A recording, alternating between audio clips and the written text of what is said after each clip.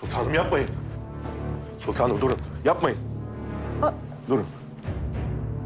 Hünkârım iyi misiniz? Renginiz soldu. Bir an tutuşacaksınız sandım.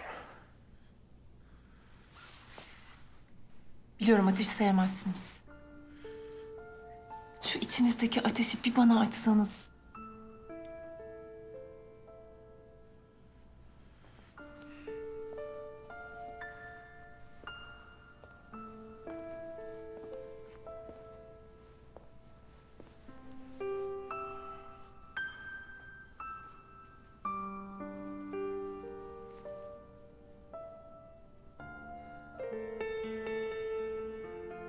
Ulviye Sultanım. İlk evladımdı. O lüle lüle saçlarıyla, al yanaklarıyla ne kadar zeki, ne kadar şirindi. O vakitler Sarıyer mevkinde yüzmeye giderdim. Saraydan haber göndermişler, acele gelsin demişler. Hemen gittim. Biraderim Murat Efendi karşıladı beni. Ulviye Sultanımız çok hasta dedi. Beni odasına çıkardı. Ne olmuş kızınıza?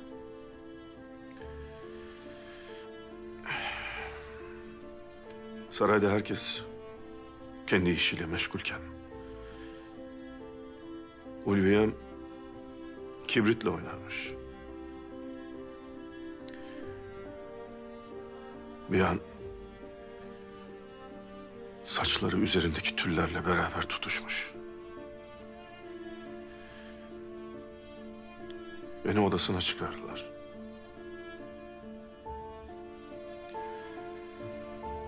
Üzerinde bir örtü vardı. Örtüyü açtım. Baba dedi. Cenneti alaya uçup gitti.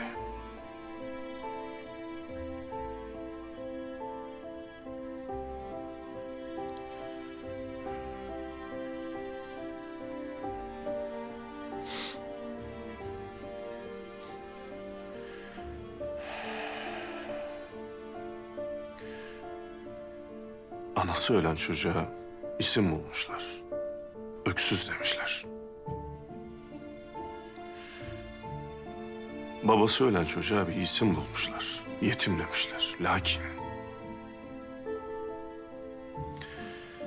evladı ölen babaya verecek bir isim bulamamışlar.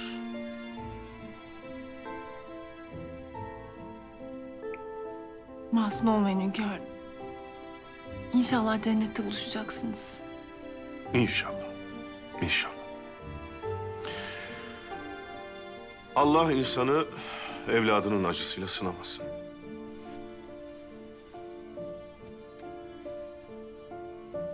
Başka bir derdiniz mi var? Dert çok sultanım. Lakin derde ortak yok. Ben ne derdiniz varsa sırdaşınız olurum. Şehzadem Abdülkadir Efendi boyunu aşan işlere karışmış. Oğlunuz olarak mı? Yoksa şehzadeniz olarak mı derdiniz olur? Mesele de bu sultanım. Bir evlat babasına karşı bir hata yaparsa usulünce konuşulur, affedilir. Evlattır. Lakin bir şehzade devletine ve hünkârına karşı bir hata yaparsa affedişi mümkün olmayan cezası kesilir.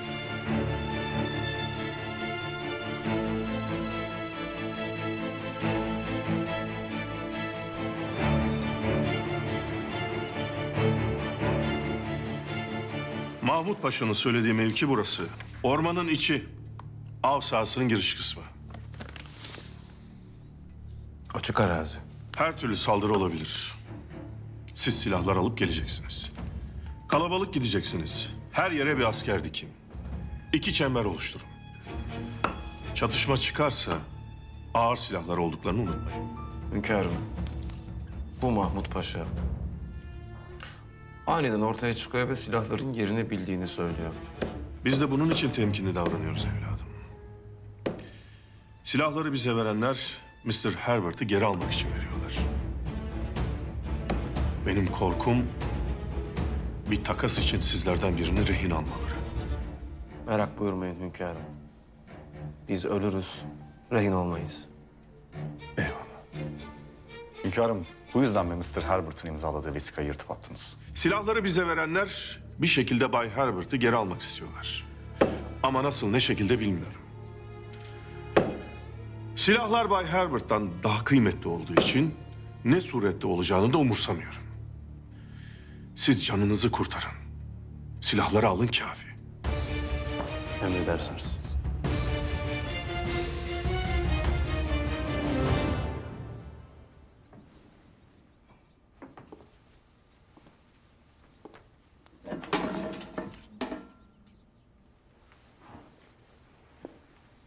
Siz de kimsiniz? Ne işiniz var burada? Ömer getirdi beni. Onun misafiriyim. Ben saraydan çıkınca Sen şu saraydaki kız mısın?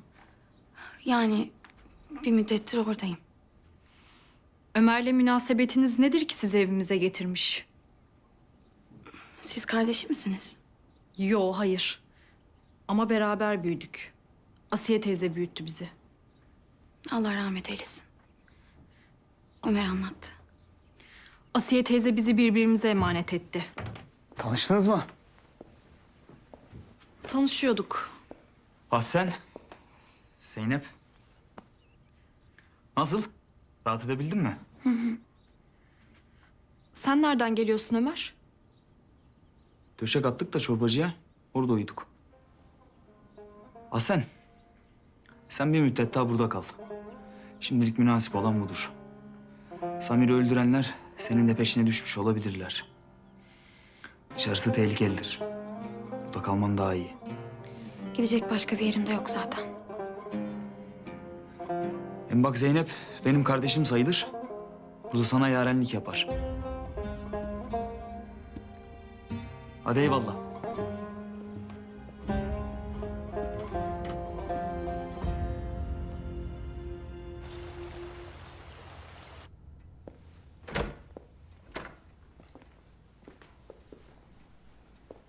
Hünkârım. Geceniz nasıl geçti paşam? Sütü kedi mi içmiş yoksa rüzgarda mı sallanmış? Şehzademizi takip ettim. Maalesef çiçeği teslim ettiler. Zannımca şehzademiz gönlünü esir vermiş. Esaretinin peşinden gider. Ahsen mi? Maalesef hünkârım. Ahsen'le buluştu.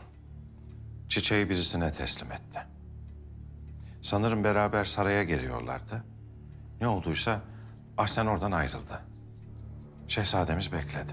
Sonra gittim alıp saraya getirdim. Hünkârım, hem sarayı hem Ahsen'i hepten elimizden kaçırdık sanırım. Sara geri gelecek paşa. İhmal etmeyiz. O çiçeği payitahta ilaca çevirecek doktor yoktur. Şehzademiz hakkında ne emir buyurursunuz?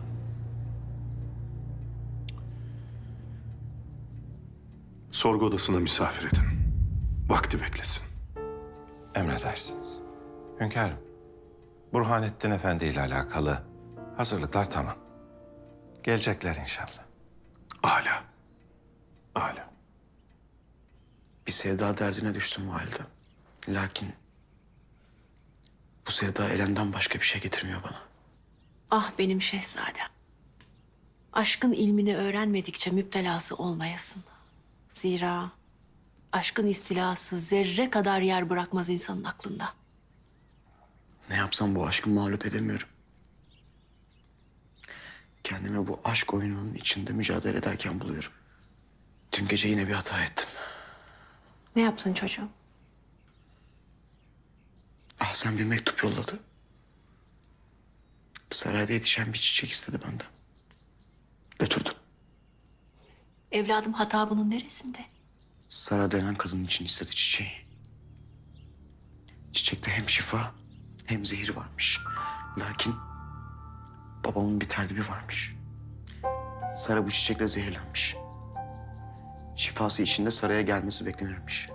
Abdülkadir sen ne yaptın? Ah, seni getirmek için yaptım. Babama ihanet etmedim ben.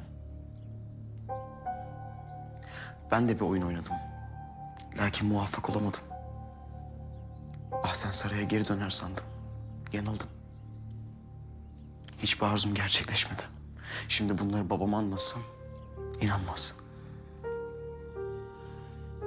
Elbette ki inanmaz. Hünkârımızın sana inanması için, güvenmesi için sen bugüne kadar ne yaptın Abdülkadir? O sana yaklaştıkça sen kaçtın oğlum. O sana itimat kuleleri kurdukça sen o kulelerin hepsini bir bir yıktın Abdülkadir. Ne yapacağım validem? Lütfen bana bir yol gösterin.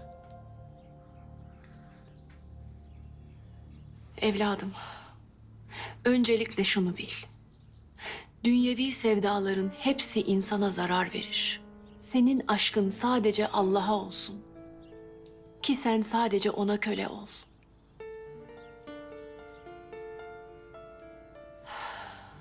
Ona köle olan daima hür olur, bunu unutma. Ne zor şey. Zordur elbette ama ancak böyle ferah varırsın.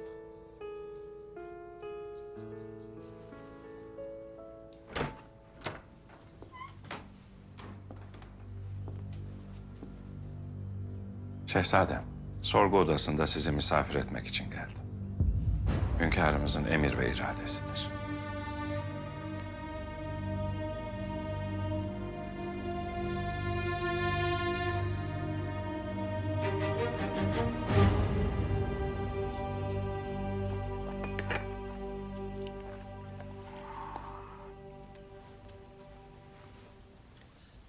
Pederim. Çok merak ediyorum. Acaba senin iştahını kesebilecek bir felaket mevcut mudur cihanda?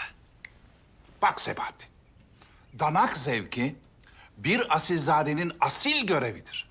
Şimdi ben böyle bulgur üstü soğanla hayatımı sürdürecek beyinsiz bir adam değilim. Şu damak zevkinden yoksun halka bir bak. Bir bak.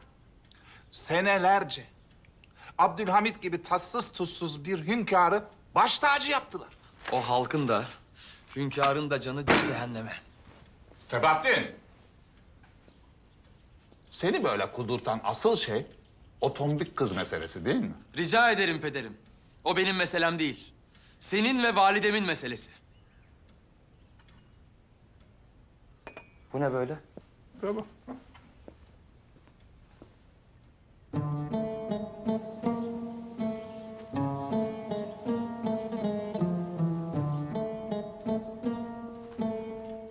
Validem, bu ne haldir?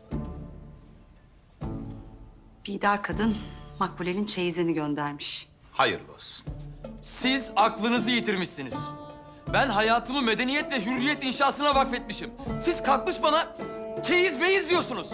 Ama Sebahattin, şimdi bu tombik kızı biz de biraz koştursak, birazcık ekmeği bulguru kessek, az biraz da Londra, Paris falan göstersek, bayağı senin zevcen olabilir oğlum. Mahmut pederim. Ha. Yemin ederim tereddüt etmem Avrupa'ya kaçarım. Yemin ederim bunu yaparım. Artık ötesini berisini siz düşünün. Abdülhamit dayıma da siz izahat verirsiniz. Olacak rezaleti de siz tasavvur edin. Sabahattin. Validem, bu meseleyi sen açtın başıma. Lütfen sen temizle.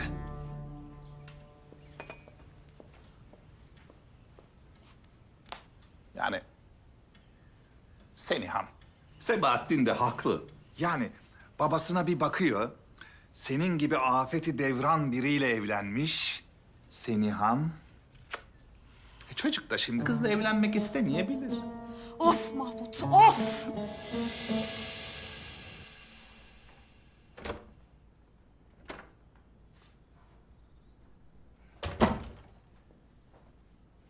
Sultanım biz evladımızı yetiştirirken nerede hata yaptık acaba? Hünkârım mesuliyet benimdir. Siz bunca devlet meselesi içinde zaten yeteri kadar evlatlarımızla alakadar oldunuz. Naime Sultan da sizin evladınız. Eğer annelik vazifenizde bir eksiklik olsa o da öyle davranırdı. Asıl siz müsterih olun.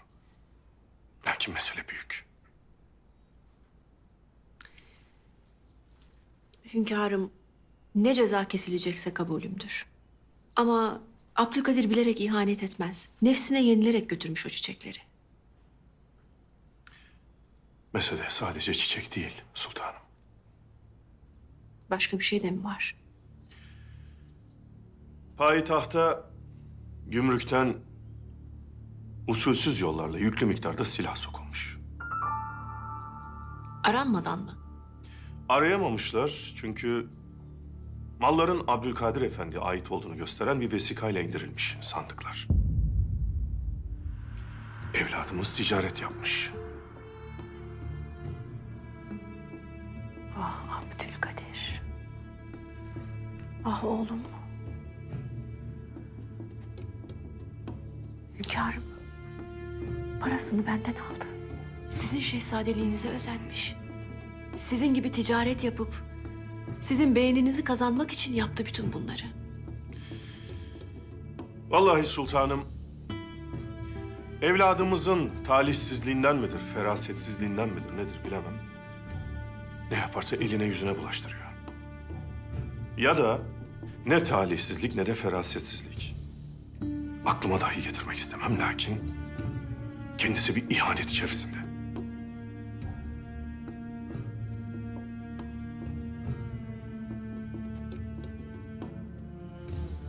Hünkârım, eğer Abdülkadir bir ihanet içerisindeyse hüküm sizindir.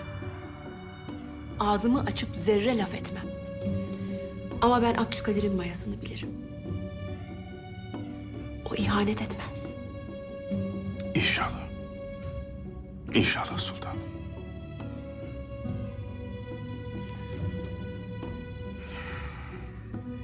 Lakin sizden isteğim şudur. Abdülkadir ne isterse benim haberim olsun. Elbette hünkârım.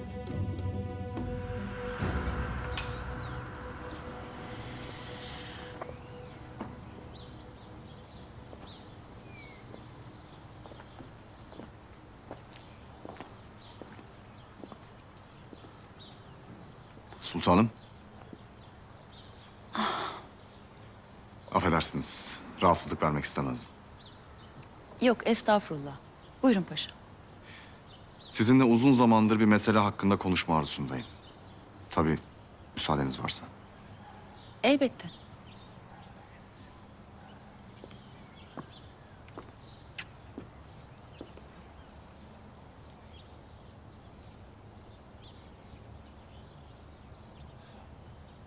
Bir sır vardır gönlümde.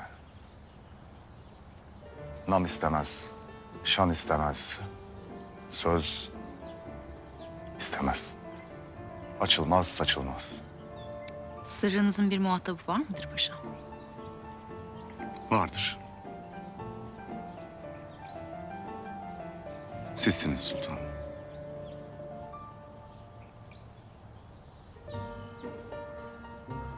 Ve ben bu sırrı size, yalnızca size açmak isterim.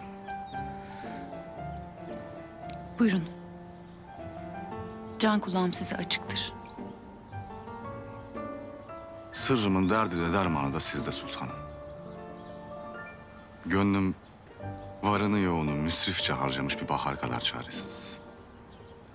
İçimin yangınları dinmiyor. Eğer güneş size olan sevdamı bilse vakitsiz doğardı. Göz gördü, gönül sevdi sultanım. Var mıdır benim burada bir günahım?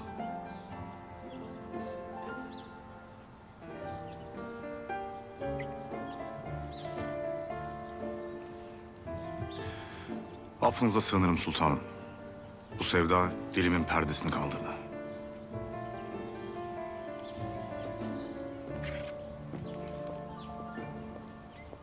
Paşam.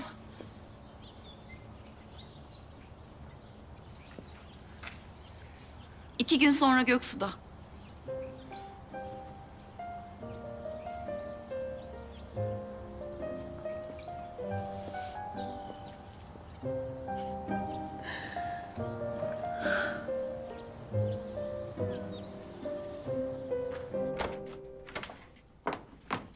Naime?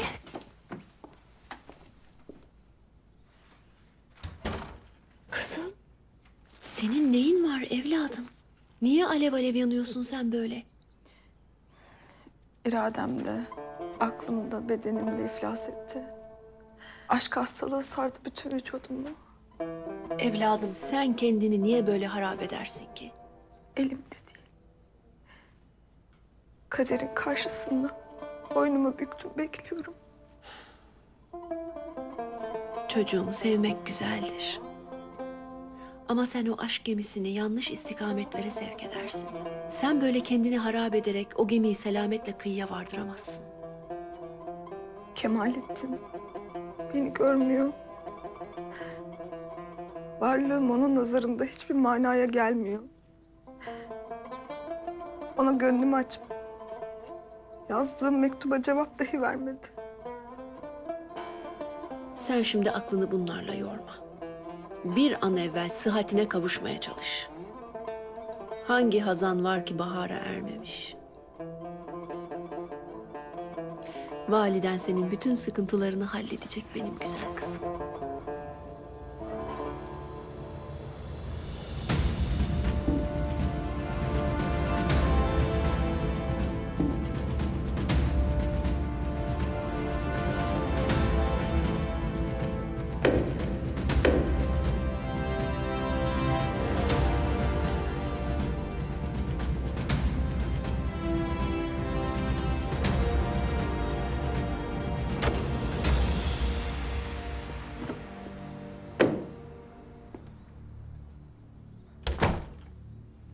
Kardeşim. Selamünaleyküm. Aleykümselam.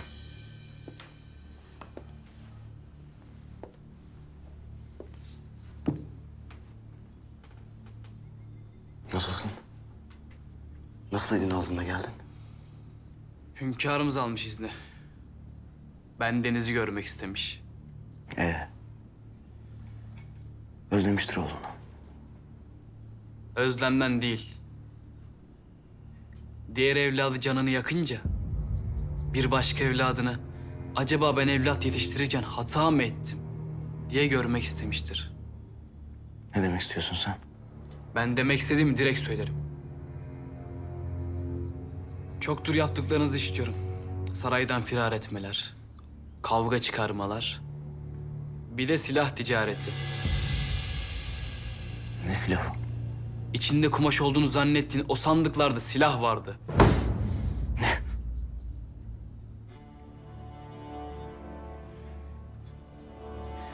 Bilmiyordum. Vallahi bilmiyordum.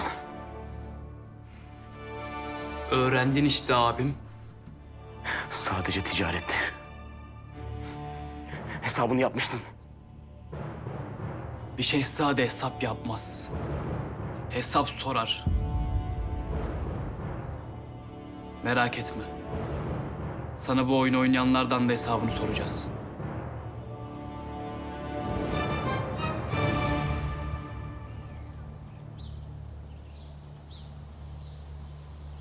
Silahları Abdülhamit'e verdiğimize inanamıyorum.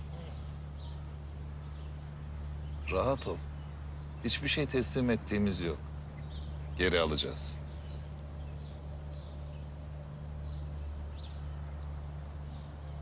Tam kamuflaj. Görmelerine imkan yok.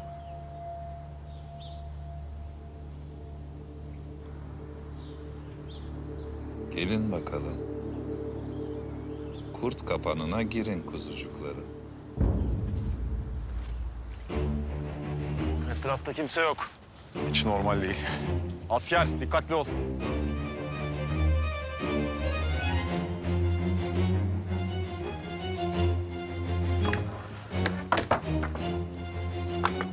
Bulduk.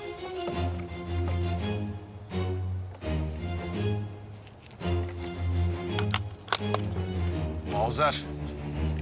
5 atışlık. İyi makine.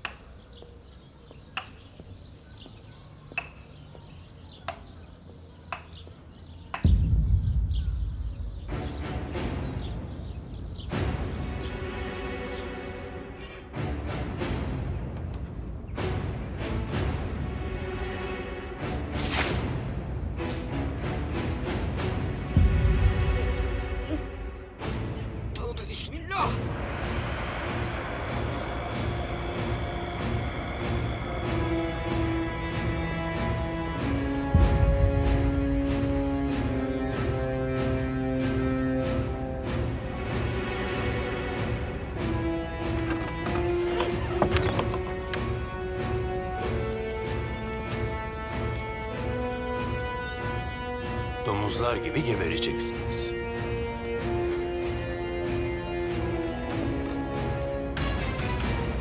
Olmaz ilaç sineyi sadıp areme.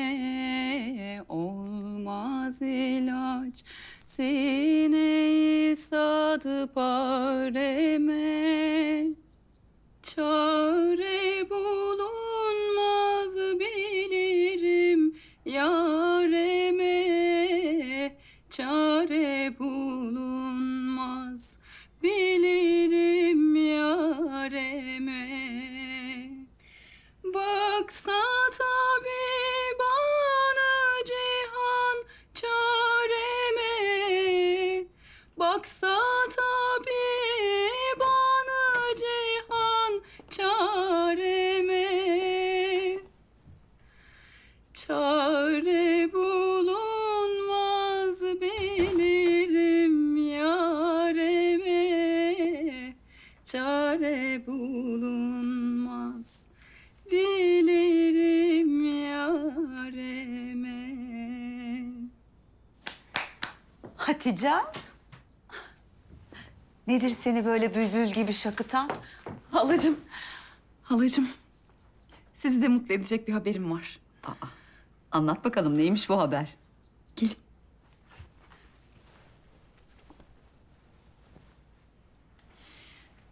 Halacığım, ben sonunda gönlümün istediğini buldum. Birine sevdalandım. Onun da bende gönlü var. Öyle mi? Peki kimmiş bu talihli bey? Gazi Osman Paşa'nın oğlu Kemalettin Paşa. Hatice'ciğim çok mesut oldum. Eminim sana ve hanedanımıza münasip bir izdivaç olacak bu. Lakin ben bu işlerin usulü nedir bilmem. Kiminle konuşmak lazım? Hünkârımıza meseleyi nasıl anlatırız? Merak etme kızım, ben bu meseleyi halledebilirim. Gerçekten mi halacığım? Gayet tabii. Bu benim vazifem. Lakin bir şartım var. Şartınız neyse benim için kabuldür. O zaman kızım, sizin nişanı bir vakit geciktirmemiz lazım. Neden? Adettir. Aynı vakte denk gelen izdivaçlar fazladan masraf olmasın diye beraber yapılır. Eğer sizin nişan gecikirse ben de Sabahattin'le Makbule'nin nişanını bir vakit geciktirebilirim. Bir dar kadın bizi nikaha zorluyor da. Siz Makbule'yi Sebahattin'e istediğinizi anlamıştım ben bir oyun olduğunu. Bak, anlamışmış. Halacığım, siz bu işi münasibiyle halledin. Ben beklerim. Sen merak etme kızım.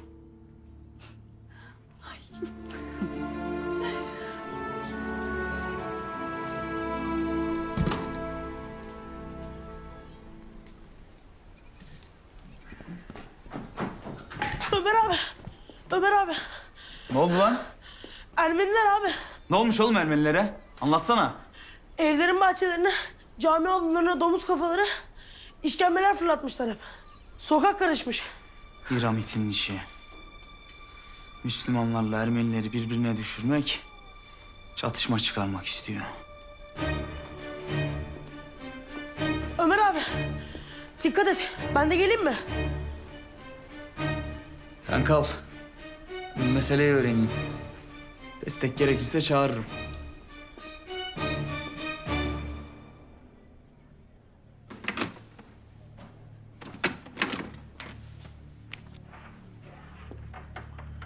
Evet.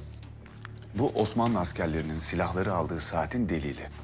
Bu da Abdülhamit'in şehzadesi vasıtasıyla payitahta gayri resmi olarak soktuğu silahların vesikası. Bütün bunlar cihanı sallamak için kafidir diyorsunuz yani. Ziyadesiyle. Âlâ. Yalnız biz gene de bence matbaada bir prova baskı yapalım. Daha sonra saraya göndeririz. Gazeteye 2 gün sonrasının tarihini atacağız. Ki sultan tehdidi algılayabilsin.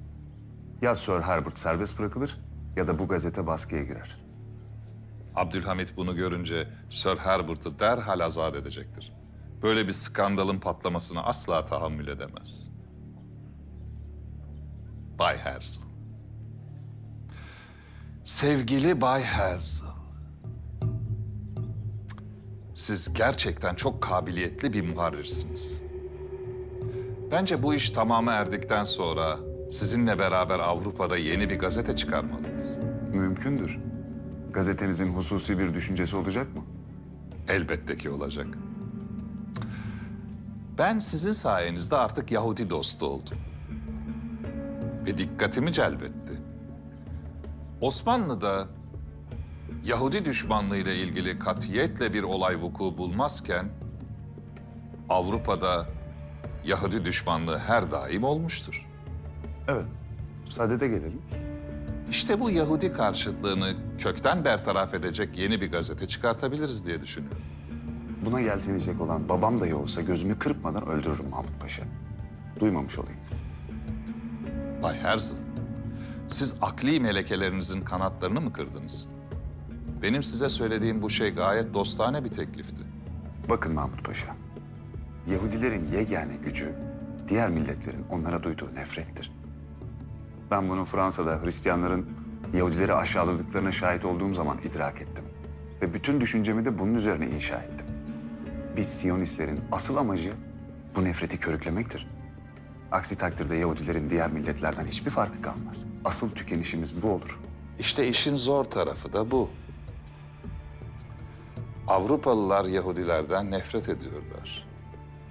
Oysa ki Osmanlı Devleti'nde Yahudiler her daim Abdülhamit'in koruması altındadırlar. Müşkülümüz bu olsun. Silahları Zaharov geri alsın. Sonra biz de ondan alalım. Ve payitahtta Ermeniler öldürülmeye başlayınca Yahudilere diyelim ki bakın sıra size geliyor.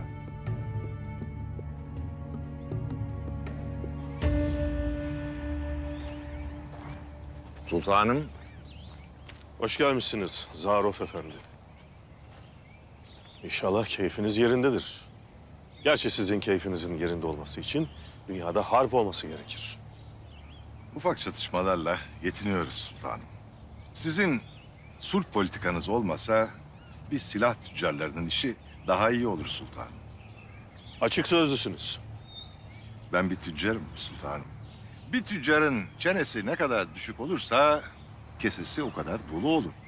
Bağışlayın. Winchester. 1895. Amerikan tüfeği. 5 atışlık şarjörüyle tek tek namlu kurma derdi bitiyor. 3,5 kilo. Namlu bir arşın. Amerikalılar buna patron diyorlar. İnsanlar eskiden kurşunlardan kaçmak için ağaçların arkasına saklanırlardı. Artık saklanamayacaklar. Çünkü bu silah bir ağacı delecek kadar güçlü sultanım. Bu silah elinizdeyse sultanım, düşmanınızın kaçacak yeri yok. Tecrübe etmek ister misiniz? Sizin gibi usta bir nişancının tecrübe etmesi bu silah için şöhrettir.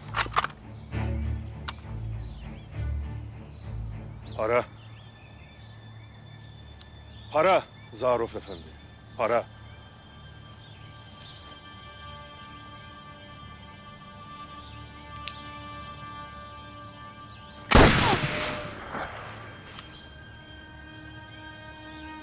Buraya silah satmaya mı geldiniz Zaharov Efendi?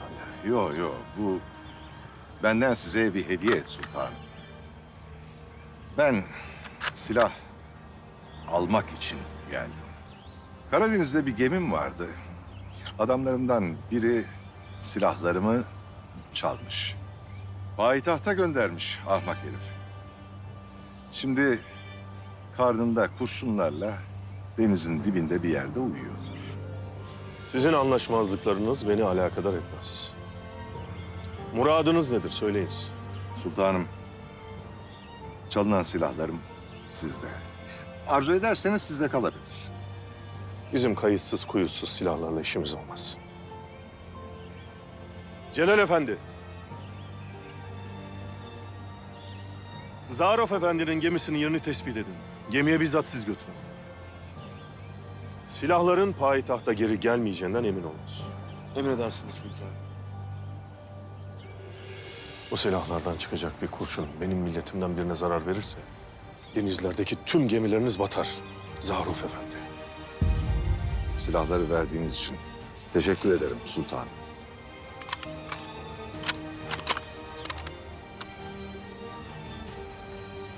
Para. Para.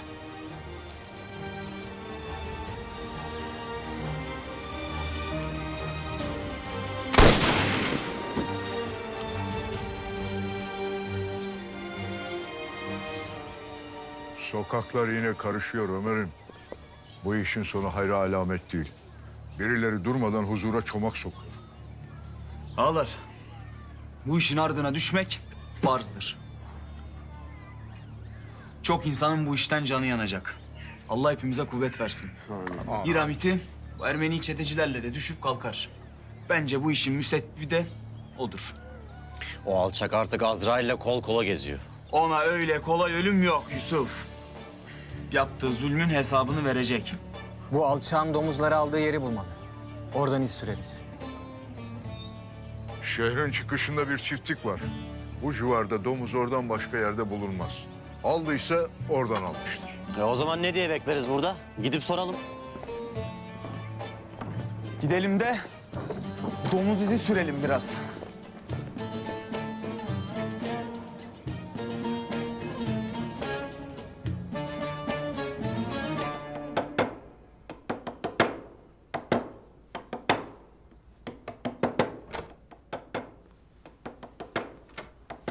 Hünkârım. Gel paşa.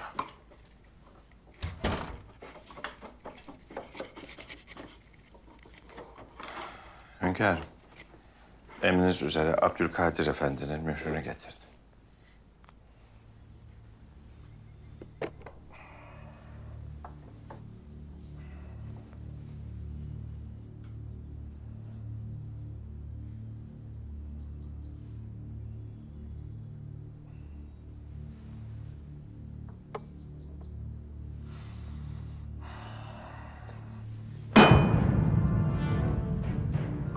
Kralım ki paşa.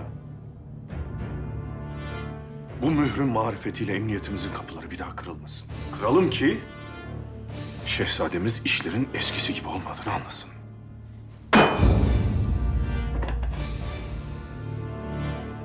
Hünkârım.